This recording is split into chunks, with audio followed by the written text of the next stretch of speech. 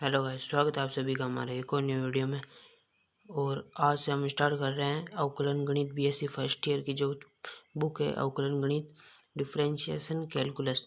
तो उसमें सबसे फर्स्ट जो चैप्टर है हमारा पदिक समीकरण एवं चाप की लंबाई का अवकलज दे रखा है। तो वही अपन आज स्टार्ट करने जा रहे हैं। आपको वीडियो अच्छा लगे तो लाइक करना, चैनल में नए हो तो सब्सक्राइब करना।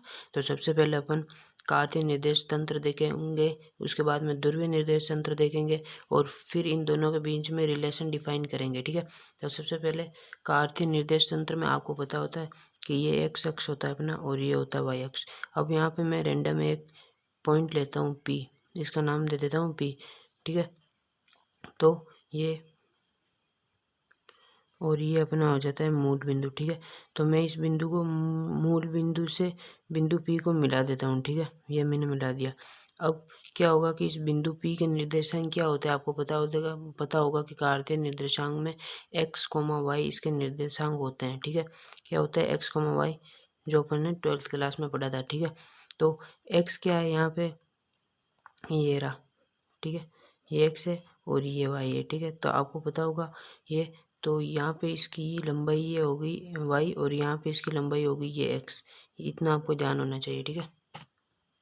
तो अपने सिलेबस में क्या है कि ये डिफाइन करना है कार्तीय निर्देश और ध्रुवीय निर्देशांक में संबंध। तो आपको बस कार्तीय निर्देशांक बताने का ये जो हमारा महत्व है कि कार्तीय निर्देश तंत्र में जो क्या होता है कि इसके जो पैरामीटर होते हैं वो एक्स कोमा वाई होते हैं। ठीक है। अब देखेंगे अपन ध्रुवीय निर्देशांक में। ठीक है, यहाँ पर ज़्यादा कुछ समझने का है नहीं, बस ये बताने के लिए था कि कार्तीय निर्देश तंत्र में पैरामीटर जो होते हैं एक्स कोमा वाई के रूप में होता है। ठीक है। अब अपन जो पढ़ेंगे वो पढ़ेंगे ध्रुवीय निर्देश तंत्र। इससे पहले आपने आई होप पढ़ा होगा या नहीं पढ़ा होगा, लेकिन अब अपन पढ़ना पड़ेगा ध्रुवीय निर्देश तंत्र। ये आपको पता होना चाहिए कि ये आर कोमा थीटा के रूप में होता है, ये याद रखना। ठीक है। और कार्तीय निर्देश तंत्र ये एक्स एक्स कोमा वाई के रूप में होता है, ये आपको पता ही होता है। तो ऐसे ही एक्स कोमा वाई की जगह ये आर कोमा थीटा। अब यहाँ पे आर कोमा थीटा क्या है ये अभी मैं बता दूंगा। एक्स कोमा वाई तो आपको पता है और इसके नोट्स भी मैं आपको वीडियो के लास्ट में बता दूंगा। ठीक है। तो आप उतारो नहीं और समझो। ठीक है। तो देखो अब क्या करेंगे अपन एक एक्स एक्सिस खींचते हैं, एक्स एक्सिस बनाते हैं। ठीक है, ये बनाई एक्स एक्सिस। ठीक है। अब क्या करेंगे कि एक्स एक्सिस बनाई, ये इसका होता है ध्रुव। अपन यहाँ पे एक्स अक्ष में कार्तीय निर्देशांक में इसे ध्रुव बोलते हैं, लेकिन इस ध्रुव को यहाँ पे बोला जाता है, सॉरी यहाँ पे मूल बिंदु बोलते हैं और यहाँ पे ध्रुवीय निर्देशांक में इसे ध्रुव बोलते हैं। ठीक है। अब यहाँ पे भी एक रैंडम पॉइंट लिया, मानो ये एक रैंडम पॉइंट लिया। ठीक है, पी। अब अपन इसको ध्रुव बिंदु पी को ध्रुव से मिला देते हैं। ठीक है। तो ये मिला दिया। अब क्या होगा कि इस एक्स एक्सिस को तो बोला जाता है आरंभिक रेखा। आरंभिक रेखा क्या बोला जाता है, आरंभिक रेखा। ठीक है।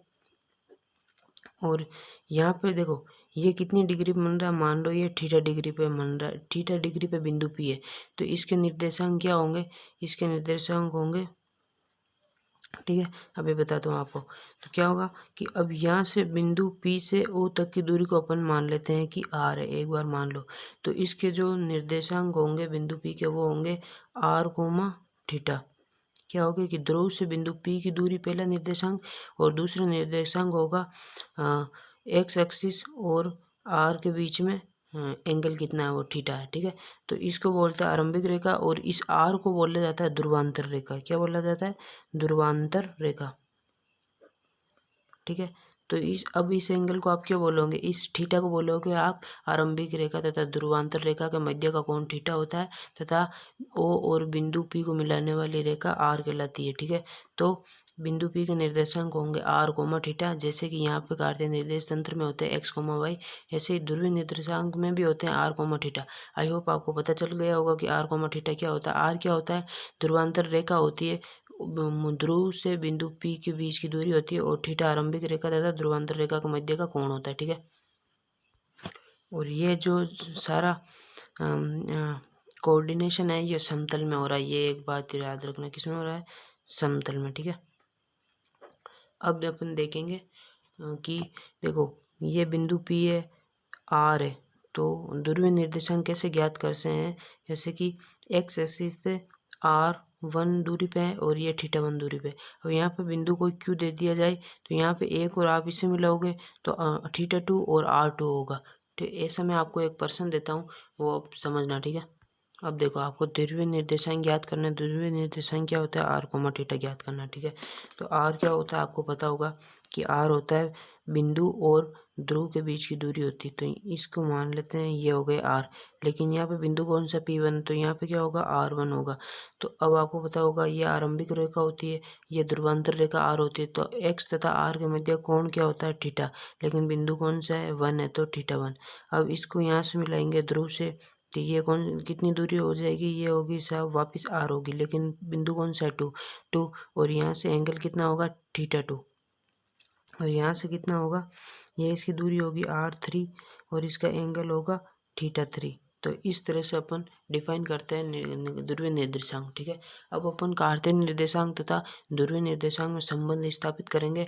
और आपको मैं वापस बोल रहा हूँ कि इसके नोट्स आपको वीडियो के एंड में मिल जाएंगे, तो आप सिर्फ समझे, ठीक है। और नोट करने में अपना टाइम खराब मत करो, ठीक है। अब अपन कार्तीय निर्देशांक जो होते हैं x, y और ध्रुवीय निर्देशांक आर कोमा थीटा में संबंध स्थापित करेंगे। इसके लिए आपसे पहले क्या होगा कि आपको जो है एक्स एक्स और वाई एक्स बना लेनी है। ये बना दिया मैंने एक्स एक्स और वाई एक्स, ठीक है। अब वही बिंदु रैंडम पी समतल में एक बिंदु पी लेंगे, ठीक है। ये माना आप मैंने कोई पी लिया बिंदु। अब इस ये ओ है, ठीक है। क्या यहाँ पे क्या है? मूल बिंदु। और ये बिंदु पी है, तो मूल बिंदु से बिंदु पी को मिलाएंगे, ठीक है। ये मिला दिया। अब आपको पता होगा कि इसको अपन ध्रुवीय निर्देशांक में इसको आर से दर्शाते हैं। आपने देखा होगा, ये देखो आर से दर्शाया, ठीक है। अब ये है एक्स एक्सिस, तो बिंदु पी से एक्स एक्सिस पर अपन लंब डालते हैं, ठीक है। ये लंब डाला, ठीक है। तो ये लंब डाला, तो ये क्या है? वाई एक्सिस, ये है एक्स एक्सिस।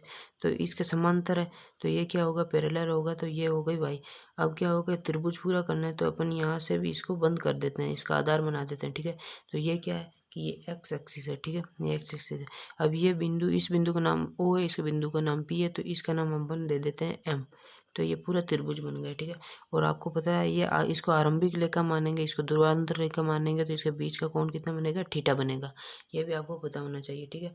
तो यहाँ पे इसके निर्देशांक क्या होंगे? इसके निर्देशांक होंगे आर कोमा थीटा, जो कि ध्रुवीय निर्देशांक हो गए, और होंगे एक्स कोमा वाई, वो क्या होंगे? कार्तीय निर्देशांक, कार्टेशियन होंगे, ठीक है। ठीक है। अब आपको क्या करना है कि अब यहाँ पर आप देखो, यहाँ से O और P को अपन क्या लिख सकते हैं? O और P को लिख सकते हैं अपन R, O और P को R लिख सकते हैं। और कोण OPM, OMP को अपन क्या लिख सकते हैं? थीटा लिख सकते हैं। थीटा लिख सकते हैं कि नहीं लिख सकते?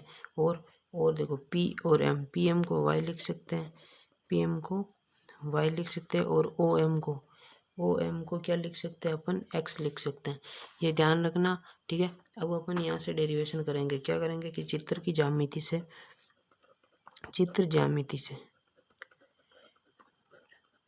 ज्यामिति मतलब इससे। अब यहाँ से क्या करना है आपको? कोस थीटा निकालना। कोस थीटा क्या होता है? आधार बटा कर्ण होता है ना, ठीक है। तो इसमें आधार क्या है? इसमें आधार है OM, कर्ण क्या है? ये OP। और OM को अपन ने किससे दर्शाया? थीटा। OM को अपन किससे दर्शाया? X। और OP को अपन दर्शाया R से, ठीक है। तो यहाँ पे कोस थीटा बराबर क्या हो गया? कोस थीटा बराबर हो गया X और R। इस R को कोस थीटा इधर भेज दो, ठीक है। तो ये क्या होगा? R कोस थीटा बराबर X, ठीक है। तो X जो संबंध होता है, ये ध्यान रखना कि X बराबर R कोस थीटा होता है 1। और यहाँ से अभी एक साइन का मान भी निकालेंगे अपन, ठीक है। तो साइन बराबर क्या होता है? साइन थीटा बराबर होता है, वो भी आपको ध्यान में रखना है, लंब बटा कर्ण। लंब क्या है यहाँ पे? PM। कर्ण क्या? वही OP। और PM को अपन क्या लिख सकते हैं? Y लिख सकते हैं, Y बटा R। इस R को वापस इधर भेज दो, ये क्या हो गया? Sine theta by Y by R। इसको इधर भेज दो, R साइन थीटा बराबर Y। तो आपको एक संबंध ये याद रखना है, क्या कि y बराबर तो होता है R साइन थीटा और x बराबर होता है R कोस थीटा, ठीक है। तो ये कार्तीय निर्देशांक और ध्रुवीय निर्देशांक में संबंध होता है। क्वेश्चन करेगा तो बहुत इंपॉर्टेंट काम आएगा, ठीक है। अब ये आपको ध्यान रखना कि ये समीकरण 1 और समीकरण 2, ठीक है। अब देखो अपन क्या करेंगे, समीकरण 1 व समीकरण 2 को वर्क करके जोड़ देंगे, तो X square plus Y square और R square cos square theta plus R square sine square theta. तो अपन यहाँ से आर स्क्वायर कॉमन ले लेंगे, पीछे क्या बचेगा, कोस square theta plus sign square theta. और इसकी प्रॉपर्टी आपको पता होता है कि ये 1 होता है, तो सिंपल क्या आएगा, X square plus Y square बराबर आर स्क्वायर। ये एक संबंध ये आपको याद में रखना है, ठीक है। ये संबंध नंबर 3 हो गया, ठीक है। अब आपको यहाँ क्या करना है कि इसको और कैसे लिख सकते हैं, जब x और y का मान दिया जाए तो कैसे लिख सकते हैं कि r को मैं ऐसे लिख सकता हूँ, r बराबर ये इसका स्क्वायर हटेगा तो इस पर रूट चढ़ जाएगा, plus minus X square plus Y square, ऐसे लिख सकते हैं। एक ये हो गया। अब अपन को क्या करना है, एक और फॉर्मूला डिफाइन करना है। तो समीकरण 2 क्या है, समीकरण 2 नंबर ये है, y बराबर आर साइन थीटा और एक है आर एक्स बराबर आर कोस थीटा। तो समीकरण 2 में एक का भाग देना है, तो समीकरण 2 है y बराबर आर साइन थीटा और एक है एक्स बराबर आर कोस थीटा, ठीक है, ये है। अब इसमें भाग देंगे तो क्या करेंगे कि ये देखो ऐसा हो जाएगा। तो अब यहाँ पे y बाई एक्स बराबर आर और साइन बाई कोस क्या होता है, टेन थीटा। ये हो गया टेन थीटा। अब इसको मैं घुमा के लिख दूँ, घुमा को लिखूँगा, कैसे लिखूँगा, आर टेन थीटा, ठीक है। लेकिन आपको करना क्या है कि यहाँ पे आर को नहीं लेना, अपन को सिंपल चाहिए। तो इस आर को यहाँ से आर से काट दो, ठीक है, कट गया। वाई बाई एक्स बराबर टेन थीटा आ गया। अब इस टेन थीटा को मैं क्या लिख सकता हूँ, टेन थीटा बराबर इसको घुमा के लिख दिया वाई बाई एक्स ही होगा। लेकिन अब सिर्फ थीटा की वैल्यू निकालूंगा तो क्या होगा, tan inverse Y by X, जो कि मोस्ट इम्पोर्टेंट फॉर्मूला अपने सीधा क्वेश्चन में काम आएगा। ये आपको लर्न कर लेना है, ठीक है। तो आई होप आज का वीडियो आपको अच्छा लगा होगा, और चैनल पे नए हो तो लाइक कर देना और सब्सक्राइब कर देना। अब मैं आपको इसके नोट्स बता देता हूँ, ठीक है। तो ये रहे आपके नोट्स। सबसे पहले ये अपने चैप्टर के नाम हेडिंग, ये मैंने आपको कार्तीय निर्देश तंत्र समझाया। उसके बाद में ये आपके ध्रुवीय निर्देशांक तंत्र ये पूरा समझाया मैंने आपको, और इससे जो चीज़ें निकल के आ रही है वो भी मैंने नीचे डिफाइन कर रखी है, बता रखी। ये ध्रुवीय निर्देशांक तंत्र, उसके बारे में पूरी जानकारी है, ठीक है। ये आप नोट कर लेना, आपके नोट्स बनाना है तो बना लेना, ठीक है।